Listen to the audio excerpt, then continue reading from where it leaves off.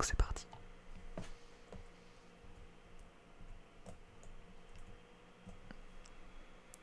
Les jeux vidéo rendent-ils violents? Les jeux vidéo mènent-ils à des comportements violents?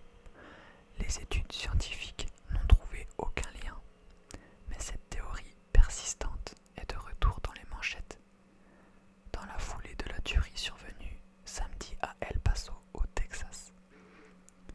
Dans un manifeste en ligne qui aurait été rédigé par le tireur, l'auteur mentionne brièvement le jeu de tir Call of Duty. Le président Donald Trump en a profité lundi pour affirmer que des jeux vidéo macabres contribuaient à une glorification de la violence. Les déclarations de M. Trump étaient plus timides que lors de ses dernières envolées à ce sujet en 2018. Il avait alors qualifié les jeux vidéo de mauvais et convoqué des responsables de l'industrie du jeu à le rencontrer à la Maison Blanche, sans grand effet durable. L'association du logiciel de divertissement ESA, le plus grand groupe professionnel du jeu vidéo, a réitéré sa position selon laquelle il n'y avait pas de lien de causalité entre les jeux vidéo et la violence. Plus de 165 millions d'Américains apprécient les jeux vidéo et des milliards de personnes jouent à des jeux vidéo dans le monde, a affirmé le groupe dans un communiqué.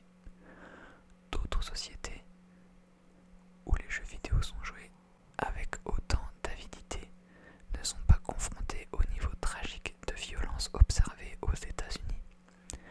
L'éditeur de jeux Activision Blizzard n'a pas immédiatement répondu à une demande de commentaires concernant Call of Duty. Que démontre la recherche? Aucune étude longitudinale n'a montré de lien entre la violence et les jeux vidéo, a souligné Benjamin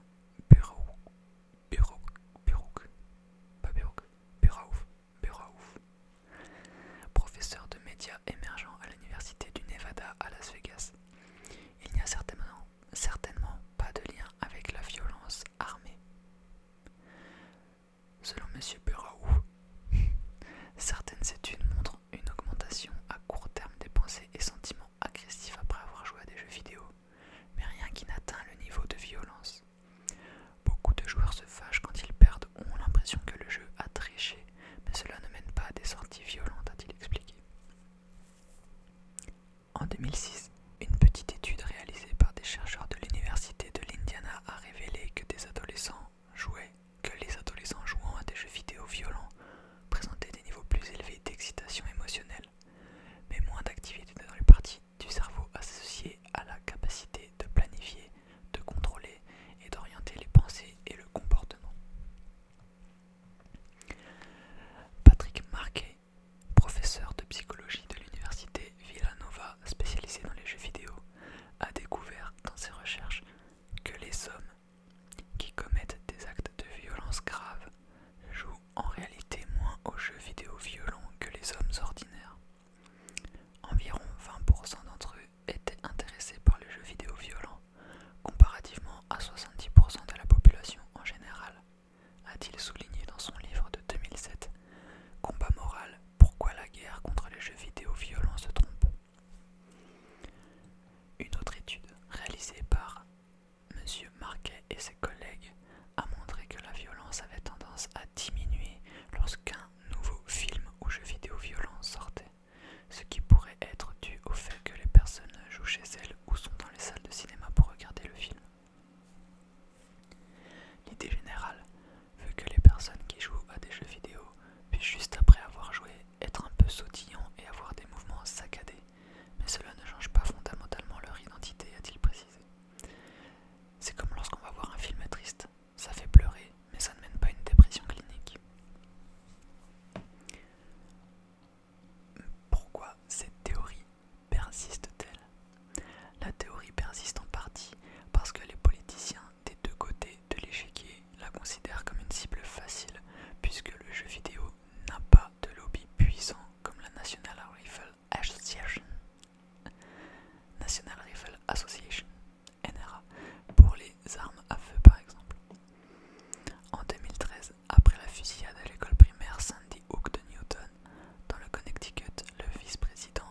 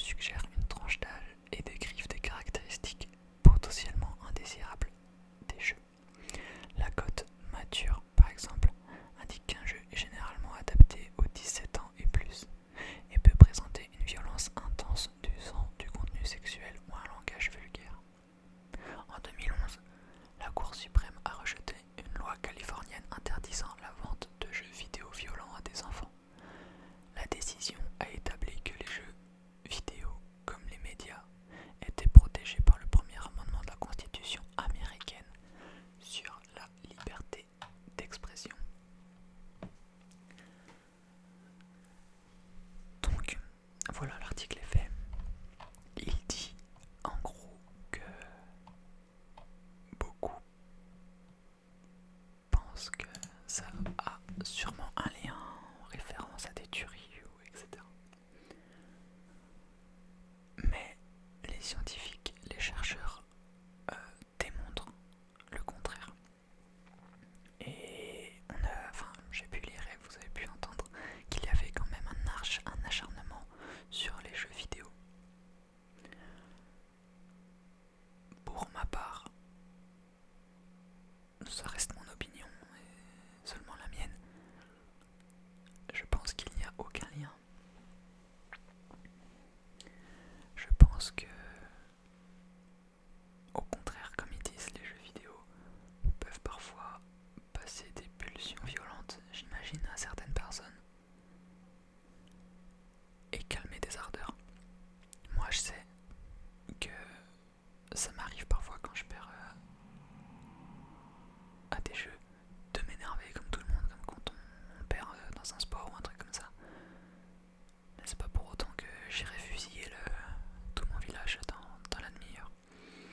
Et comme c'est dit dans l'article, je m'énerve sur le moment, mais par la suite, j'en ai plus rien à foutre en fait. Et c'est tout ce qui doit ressortir. Donc pour ma part, il n'y a vraiment pas d'influence. Jeux vidéo, violence, peu importe le jeu. C'est sûr, ça peut faire. Imaginons un enfant naïf de 13 ans qui joue à GTA ou un truc comme ça. Il va se dire ok, c'est cool, je vole des voitures, j'ai plein d'argent et tout ça, mais même le plus naïf, il va pas se dire ça va être GTA dans la vraie vie, vous voyez. Donc je pense qu'il y a vraiment aucun lien direct entre les jeux vidéo et la violence. C'est pour moi quelque chose qui est propre à la personne. D'être violent ou non. Et c'est pas le jeu vidéo qui va la rendre comme ceci. Voilà, c'est à peu près tout ce que j'avais à dire sur le sujet. Si vous avez des questions là-dessus, n'hésitez pas, je répondrai à tout dans les commentaires. J'aime bien ce format de vidéo. Pareil, dites-moi si ça vous